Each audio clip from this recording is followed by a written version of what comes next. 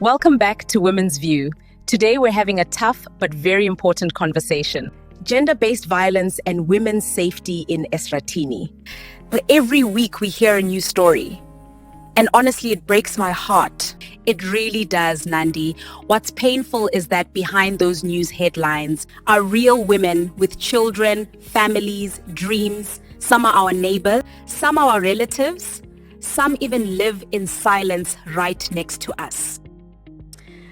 Absolutely. I spoke to a lady recently who said, I stayed because I didn't want people to judge me. That alone tells you how society still puts shame on the victim instead of the abuser. And that shame keeps women trapped.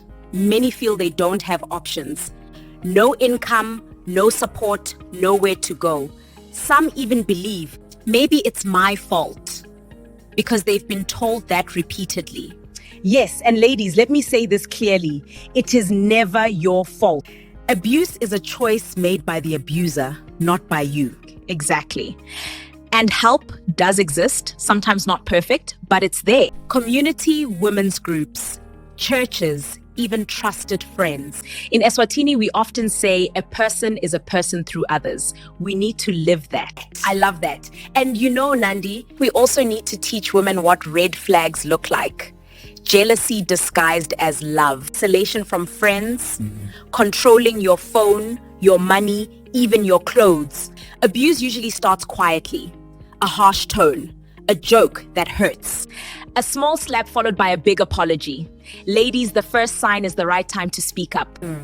And men listening, we need you too. We need you to call out your friends, Your cousins, even your fathers, when they mistreat women. Silence is part of the problem. Exactly. And let's also raise boys differently. Teach them emotional intelligence. Teach them that love is not control.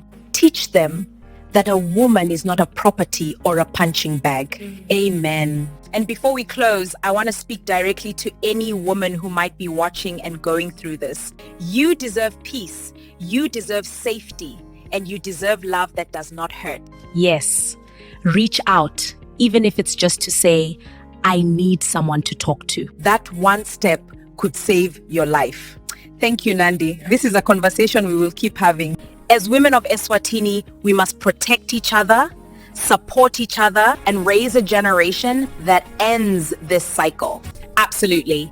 Healing starts with truth, and safety starts with speaking out. That's it for today's episode of Women's View.